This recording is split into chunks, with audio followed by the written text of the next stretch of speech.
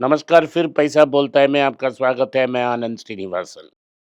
आज मार्केट बहुत ऊपर है, 264 पॉइंट ऊपर है जब मैं देख रहा था। बैंक निफ्टी 1000 पॉइंट के ऊपर है। क्यों मार्केट ऊपर है इसके बारे में भी हम बात करेंगे। क्या ये रैली सस्टेनेबल है, इसके बारे में हम बात करेंगे। कच्चा तेल का दाम $98 ब्रेंट में आ गया है। क्यों आ रहा है? अमेरिका और ईरान के बीच एक समझौता होने का चांसेस बेहतर हो रहे हैं। इस बार ईरान ने कहा है कि एक समझौता के आस-पास आ चुके हैं। वो ये कह रहे हैं कि आज न्यूक्लियर डील के बारे में बात ही नहीं होगी। इसका मतलब है कि ट्रंप ने हार मान ली और ट्रंप ने शरणागति कर दी, सरेंडर कर दी। उसके बाद क्या होगा कि दोनों चीज़ सीज़फायर परमानेंट हो जाएगा। 60 डेज़ के लिए वो होर्मुज़ पोर्ट को खोलेंगे। अमेरिका भी अपना ब्लॉकेड खत्म करेगा। 60 दिन के बाद ही वो न्यूक्लियर डील के बारे में बात करेंगे। और दूसरी चीज़, अब ईरान बोल रही है, फ्रेश डिमांड रख रही है कि हमारा जो असेट्स जो फ्रोज़न है, उसको भी आप रिलीज़ करो। अभी उनका जो पैसा है और असेट्स है, वो सब फ्रोज़न है, उसे आप ओपन करो ताकि हमारे पास पैसा आ जाए, नहीं तो डील नहीं चाहिए। तो जो पहला जब ट्रंप उधर गए, उन्होंने कहा था कि बिना कोई शर्त ईरान सरेंडर करेगा, एक न्यू रेजिम आएगा। अभी रेजिम के बारे में छोड़ो मत, अभी ट्रंप भागना चाहते हैं उधर से और कैसे भागे इसके बारे में सोच रहे हैं। इसीलिए जो डॉलर वीक हुआ है, जब कच्चा तेल गिरती है, डॉलर भी गिरती है। इसका मतलब है कि 24 कैरेट गोल्ड 55 रुपया ऊपर गई है, 16,124 में है। 22 कैरेट गोल्ड 50 रुपया होकर 14,708-80 के पास है। और सिल्वर में कोई चेंज नहीं है, लेकिन फ्यूचर्स मार्केट में 276 में मिल रही है। तो आज की जो इंडेक्स है, इसमें auto index 2.1%, pharma 0.5, FMCG 0.4, metal -0.1, IT 0.1 plus हुई है। जो स्टॉक्स हैं, इसमें से Eicher Motors 5.2%, Tata Motor Commercial 3.5%, Muthoot Finance 2%, M&M 2.36%, Tata Motor Passenger 2.1, IndusInd Bank 1.6, Kalyan Jewellers 1.6, IDFC First Bank 1.2, Titan 1.1 positive है। पेट्रोल और डीजल का दाम आज चौथी बार गवर्नमेंट ने रेज की। अनोखी गवर्नमेंट है, जब क्रूड का दाम गिर रहा है उस समय इसको बढ़ा रहे हैं। तो क्रूड गिर रहा है लेकिन पेट्रोल डीजल का दाम बढ़ रहा है। आज 3 रुपया बढ़ाया है भारत में सब जगह में। इससे मुद्रास्फीति और इन्फ्लेशन भी बढ़ेगी। भारत सिर्फ एक अकेलता बड़ा देश है जिसमें हर बार आरबीआई बड़ा डिविडेंड डिक्लेयर करता है। इस बार तीन लगभग 2,87,000 करोड़ उन्होंने डिविडेंड डिक्लेयर की है। ये बेसिकली वन पॉकेट से दूसरी पॉकेट ट्रांसफर करने का प्लान है।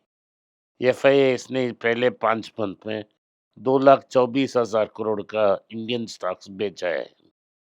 और मई की महीने में अब तक 30,000 करोड़ बेच चुके हैं।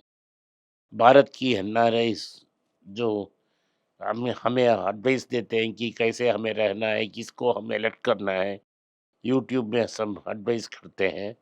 उन्होंने भारत से $2 बिलियन एफडी को क्लोज करके बाहर लेके गए हैं। वो क्या समझते हैं कि भारत सेफ नहीं है ये पैसा रखने के लिए। आरबीआई ने इस साल नेट $53 बिलियन बेची है सिर्फ 6 महीनों में। सन फार्मा कहती है कि 2026 में उनका रिजल्ट बहुत अच्छा था, लेकिन 2027 में उतना बड़ा ग्रोथ नहीं होगा। ऑर्गेनॉन की टेक ओवर में बिजी होंगे। इंडिया की गोल्ड मार्केट में जो 1,070 रुपया मोदी जी ने इंक्रीज किया, उसमें 750 की डिस्काउंट दे रहे हैं। ये इसीलिए डिस्काउंट दे रहे हैं, उनके पास ऑलरेडी गोल्ड आ चुकी है या नंबर 2 का गोल्ड है। ज्वेलरी शॉप्स कह रहे हैं कि सेल्स वॉल्यूम 10 ईयर लो तक पहुंच जाएगी, क्योंकि गोल्ड की दाम बहुत ज़्यादा हो गई है। इसका मतलब कि अनऑर्गेनाइज सेक्टर में प्रेशर होगा। अनऑर्गेनाइज सेक्टर्स नहीं खरीद पाएंगे, नहीं बेच पाएंगे। ऑर्गेनाइज रिटेल चेन अच्छा करेंगे। टाइटन को एक लॉन्ग टर्म गोल्ड कंपाउंडर माना जा रहा है गोल्ड की ड्यूटी की शॉक के बावजूद। ये इसीलिए क्योंकि उन्होंने इसके पहले ही बहुत जगह डाइवर्सिफाई कर चुके हैं। 18 कैरेट, 16 कैरेट, 11 कैरेट सब में परसेंट है। टाटा इलेक्ट्रॉनिक्स ने कहा है कि पहली बार वो चिप पैकेजिंग असम की सेमी कंडक्टर यूनिट में करने वाले हैं। विप्रो ने जून 5 की रिकॉर्ड डेट अनाउंस की है 15,000 करोड़ की बाईबैक के लिए।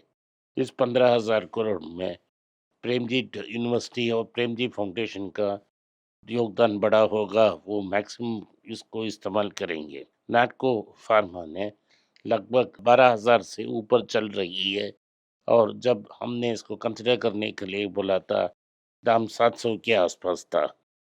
लगभग 60% की रिटर्न है सिर्फ 1 साल के कम से।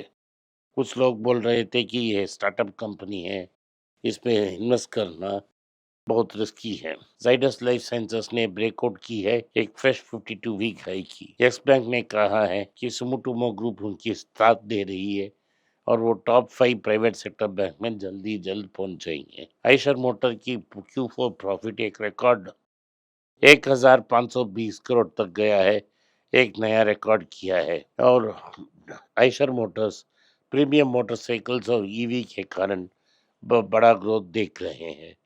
हीरो मोटर्स भी टारगेट कर रही है डबल डिजिट ग्रोथ की उनकी ईवी पुश के कारण।